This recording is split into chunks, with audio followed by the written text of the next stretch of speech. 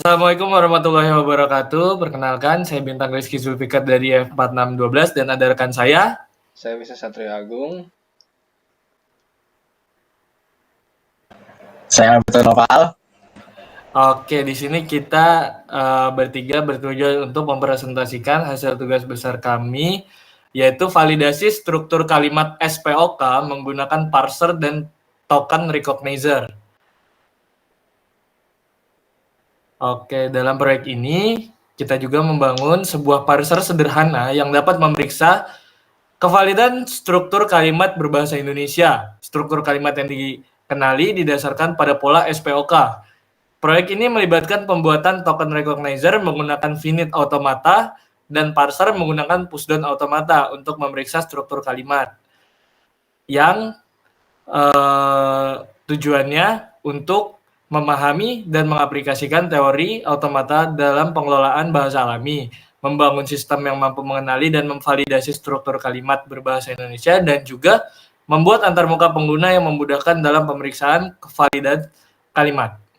Struktur yang dapat dikenali di sini adalah yang pertama subjek, predikat, objek, keterangan, dan yang kedua subjek, predikat, keterangan, yang ketiga subjek, predikat, objek, lalu yang terakhir adalah subjek dan predikat. Di sini ada rancangan finite automata. Finite automata dulu digunakan untuk mengenali setiap kata dalam kalimat apakah termasuk dalam kategori subjek, predikat, objek, atau keterangan.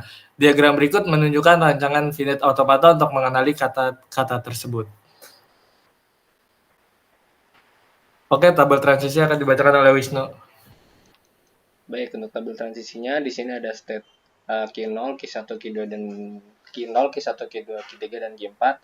Q0 apabila membaca S dia akan pindah ke Q1, Q1 apabila dia membaca P dia akan pindah ke Q2, Q2 apabila membaca O akan ke Q3 dan apabila membaca Q4 akan ke apabila membaca K akan ke Q4.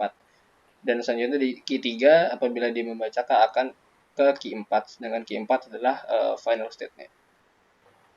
Oke, selanjutnya ada rancangan konteks free grammar atau CFG yang kita gunakan untuk struktur kalimat valid.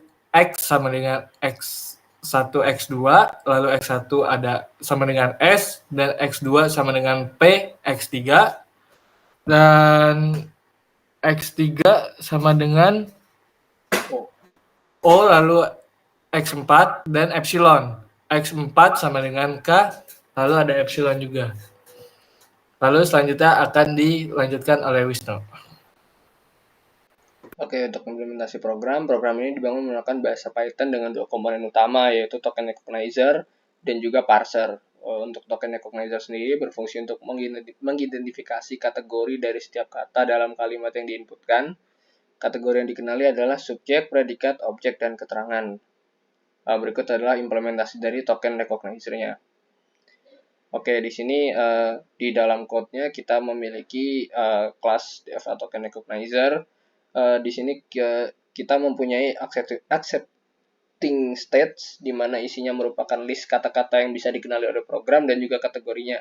Seperti saya itu merupakan S, di makan itu P, nasi itu O, dan di rumah itu K.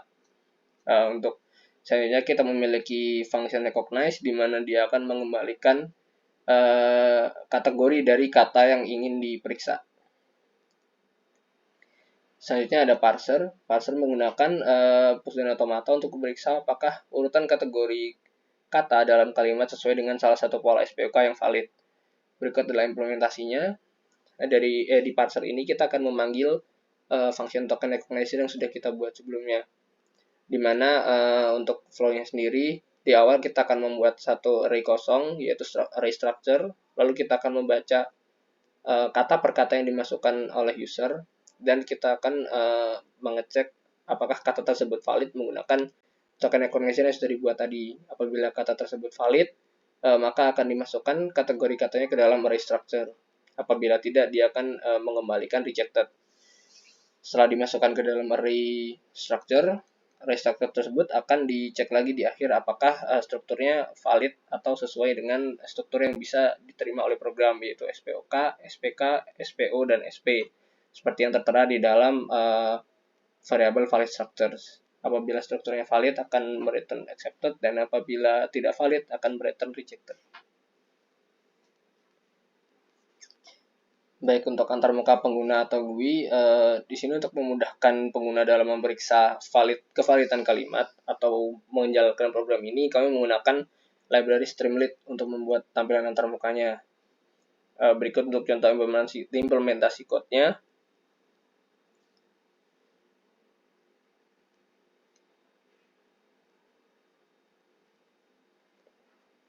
Oke, untuk selanjutnya akan dibacakan oleh teman saya.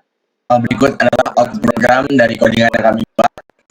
Terdapat di situ ada kamus yang sudah tersedia, dan selanjutnya kita disuruh memasukkan kalimat yang sudah tersedia di dalam kamus. Selanjutnya akan diperiksa kalimat tersebut apakah hasil akan diterima atau tidak, dan terdapat struktur kalimatnya.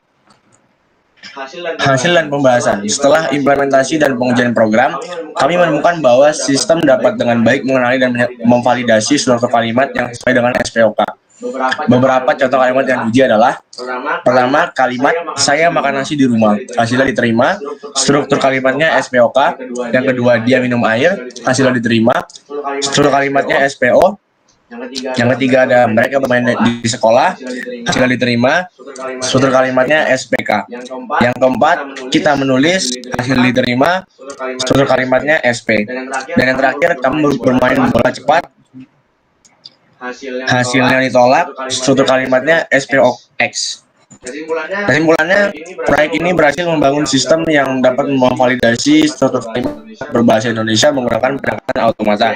DFA digunakan untuk mengenali token, dan PDA untuk memeriksa kevalidan struktur kalimat. GUI yang sederhana memudahkan pengguna dalam memeriksa kalimat mereka. Sistem ini dapat membantu dalam pemahaman konsep teori bahasa dan automata serta aplikasinya dalam pengelolaan bahasa alami. Selanjutnya akan dilanjutkan oleh Wisnu kembali untuk mendemo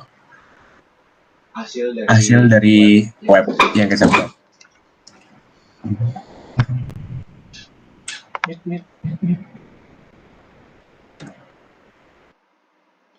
Oke, selanjutnya di sini saya akan mendemokan program yang sudah kami buat. Di sini kami membuat program yang menggunakan library Streamlit, dan berikut adalah hasilnya berupa tampilan web. Oke, di awal di sini ada kamus dan list kata-kata yang bisa dikenali oleh program. Untuk berikutnya, user cukup menuliskan saja kalimat yang ingin diperiksa. Contohnya saya makan nasi di rumah. Kemudian diperiksa.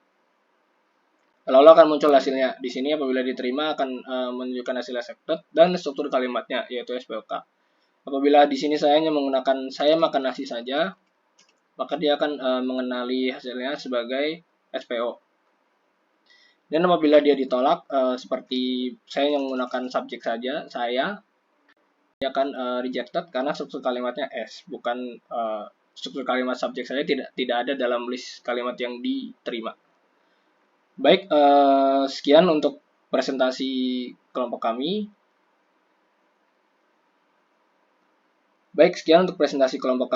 Saya akhiri. Wassalamualaikum warahmatullahi wabarakatuh.